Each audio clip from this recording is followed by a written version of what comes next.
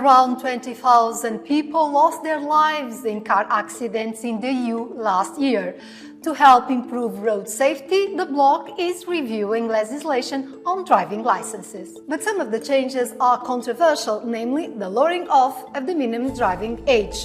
eu-decoded takes you through the revision just agreed by the European Parliament and Council. Under the new rules, 17-year-olds will be allowed behind a car wheel when accompanied by a more experienced driver. They may also be licensed to drive lorries under certain conditions. You need to be 21 to do that now. New drivers will face a 2-year probationary period with stricter rules and penalties for driving while intoxicated. Driving tests will check awareness of risks to pedestrians, cyclists and scooters. The directive also aims for EU countries to harmonize medical screening for those taking tests for the first time or renewing their licenses. Let's see how all these changes are perceived by Europeans.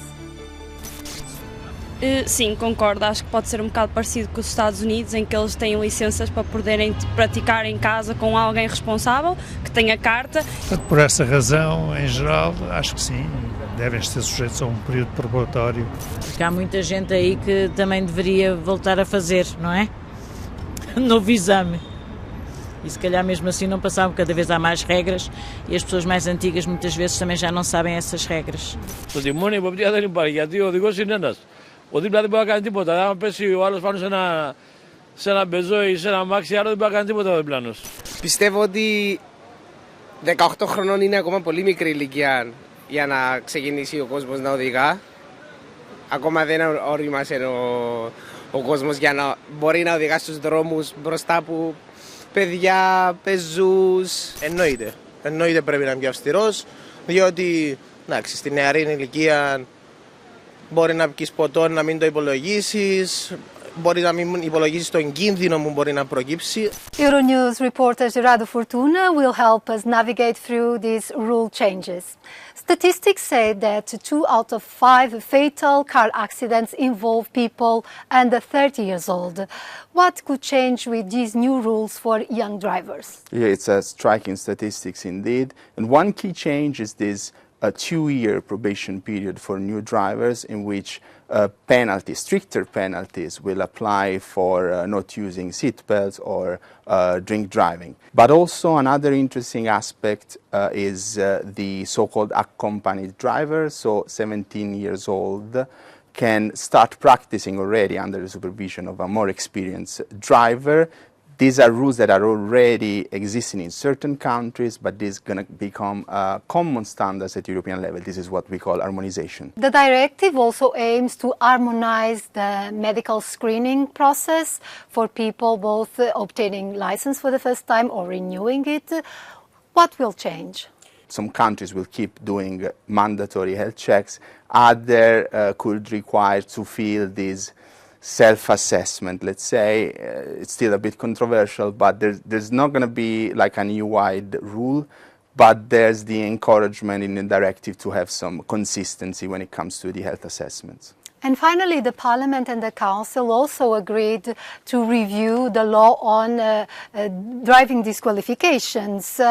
What will be the changes? It's an important update because until now, if you commit a major offense, let's say you caught drink driving on holiday in another EU countries, your licenses could be suspended in that particular country where you committed the offense and not elsewhere. So these new rules will fix this loophole. There are going to be 3 serious offenses, they're called serious, and are being caught drink driving, injuring someone else while driving, and excessive speed limits, driving above 50 km per hour than the limit. The review also aims to expand the use of the digital driver's license. They already exist in Denmark, Spain and Germany, but a uniform model should be available across the EU by 2028. However, drivers will continue to be entitled to a physical driving license.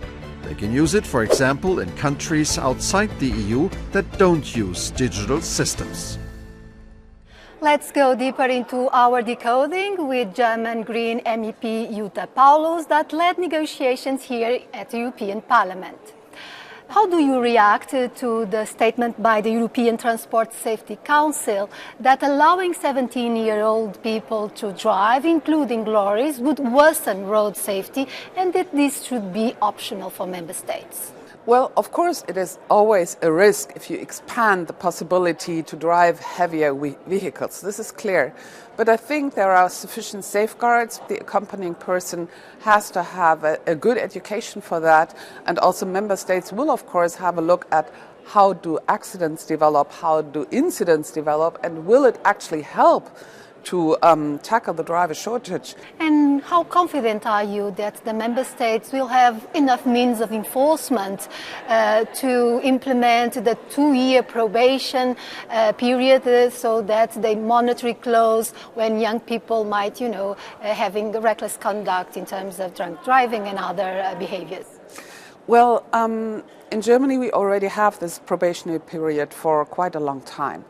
And of course, enforcement is always an issue on any regulation, but we have witnessed a very strong, let's say, responsibility also by those young people because they know if they get caught driving with alcohol or drugs or whatever, their driving license will be withdrawn, and it was extremely expensive. So they have, let's say, a very good motivation to behave. What will be done to address the potential risks linked to the digital driving license? As some experts said that it might increase risks of cyber attacks, insecurities in terms of protection of the driver's data. This is a test case also for the EU digital wallet, because this is something which we have already in other legislation, but right now we don't have anything that can go in that wallet.